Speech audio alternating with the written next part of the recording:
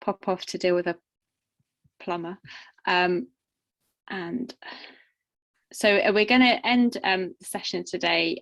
Thank you all for sticking around and for listening to all of the talks today and yesterday. We just wanted to briefly kind of end with a little look forward as to what we think what COVID might look like going forward into the future, and in particular what the research questions are that we need to address.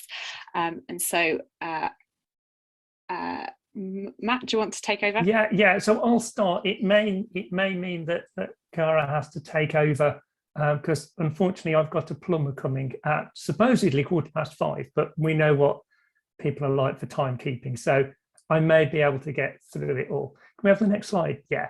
So when I was asked to sort of wrap this up and talk about sort of where we were going to be over the next few years, I was actually thinking of painting quite a rosy picture. I was going to talk about boosters and the fact that without boosters, we were going to see a large recurrence of Delta. But with boosters and depending on various assumptions, we could really keep the number of hospitalizations down to low levels. It may require boosting on an annual or even biannual basis, but we had the capacity to try and control it all. But unfortunately, that's all been completely swamped by Omicron. And so really, when we're starting talking about the future, all bets are off because there's so much uncertainty.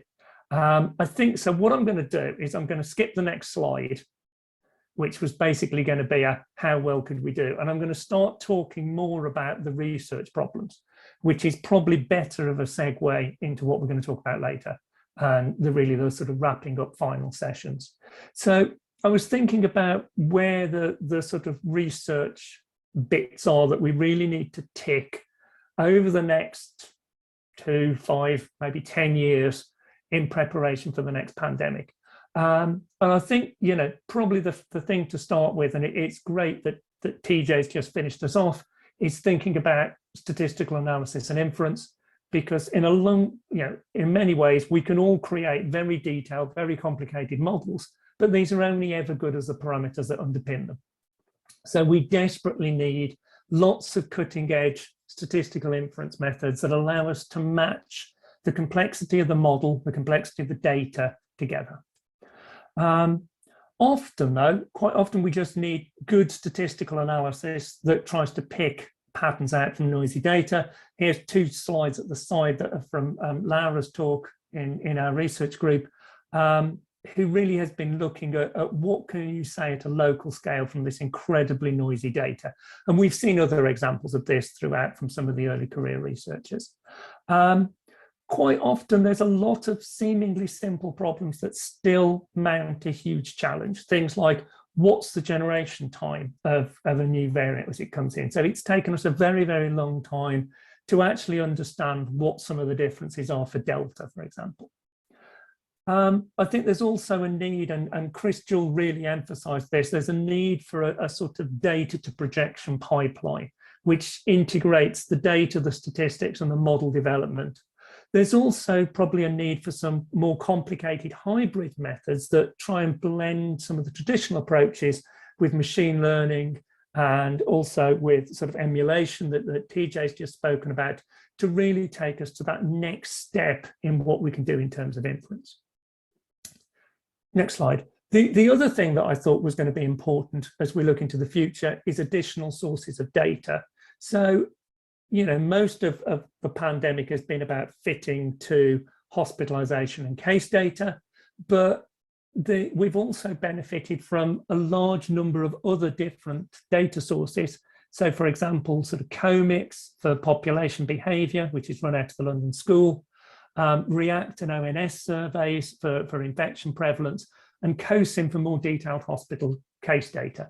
So we've benefited from all these additional sources. And I think there's a lot of work still to be done on how to integrate those together with the more standard public health data sources.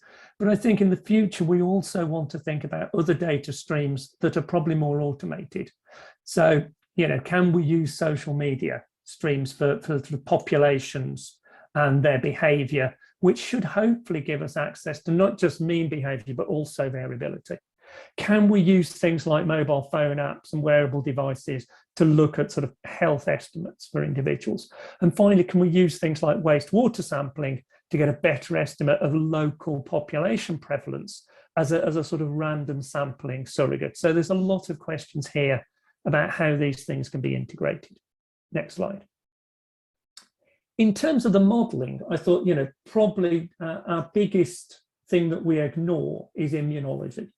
So most of our models are what I'd call pathogen agnostic, which means we don't really care what the pathogen is. I will use the same type of model for measles, which is a virus, or whooping cough, which is a bacteria. And I'm not taking into account a lot of the within host behaviour. And we've heard talks from Ian and Francesca about within host type modelling and the need to think about what happens in terms of dose response, in terms of waning. But I think there's more of a need to bring this type of dynamics in. So, for example, I think the future is going to be thinking more about individual level heterogeneity. We know that individuals respond differently to both the pathogens and the treatment, but quite often we do this in a very sort of ad hoc way. Older individuals are more susceptible to COVID and are more likely to go to hospital, but there's probably a lot of variability within that. Dose response, as I said, we ignore, we sort of stick rigidly to these compartments that we have. So as soon as you're infected, you're in the E class, and then you move to the I class. And we ignore the actual action of transmission. What does it mean to get infected? So questions about dose response are likely to be very important. And then finally, I think to understand things like waning immunity, up until now, we're having to wait for the data to come in to be able to make projections, but we should be able to integrate what we know about immunology to think about how protection is going to wane over time. Next slide. Similarly, the other thing that we've missed, and I couldn't put this out without a shout out to Ed Hill, because this is his sort of major sort of focus at the moment, is thinking about behaviour. We know that people's behaviour changes in response to the perceived epidemic risk, not just sort of what we're told to do in the rules, but also how risky we think the population is at the moment. And I think the next generation of models need to include such factors. So, things like mask wearing, how does that change as we see more reports about severe cases on the news? Similarly, I think we need to be able to quantitatively predict questions about vaccine hesitancy and vaccine demand. Can we say at a certain point what age groups and how they're going to sort of behave with response to the vaccine? What's the uptake going to look like? And, in the same way as us missing immunology out, I think in the same way there's problems with the epidemiology, because the epidemiology is as much about the population as it is the infection, and we tend to ignore a lot of the population aspects. Next slide, please. So, can go back one.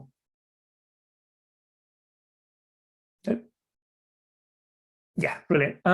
So the other thing is, a lot of what's been used in this pandemic has been very, very complicated models. And there's always a temptation to put more elements in. So I've talked about putting in behavior and putting in immunology.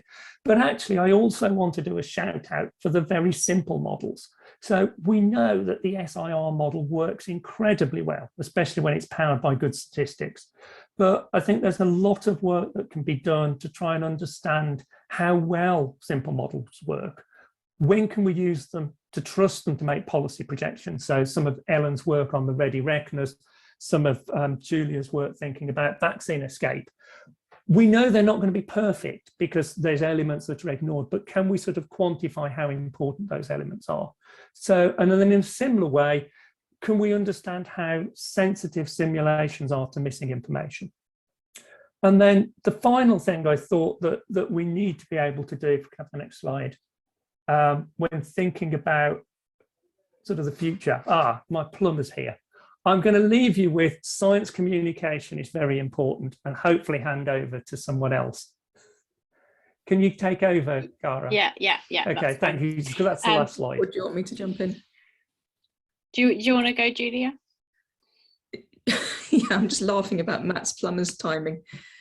But with science communication, you can see is hugely important to us in JUNIPER.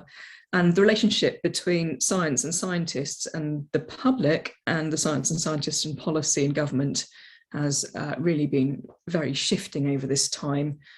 So we've learned a bit about communicating uncertainty and good scientific methods to government, but I think there's more we can do here. I think Matt's absolutely spot on with this slide, of course, and communication with the public. This has been really central to how we work in JUNIPER, but I think the future could be a little bit different with the relationship between scientists and public. So we're very happy to be working with PLUS, and this is certainly on the agenda for ahead. Fab slides, Matt. And that was the last one. No. Yeah, that's the last one, I think. I wonder if, I don't know, one thing I feel that's missing from that slide is the media, because he has communication with policy and public. I'd take media to be in between us, sometimes in between us and public, sometimes.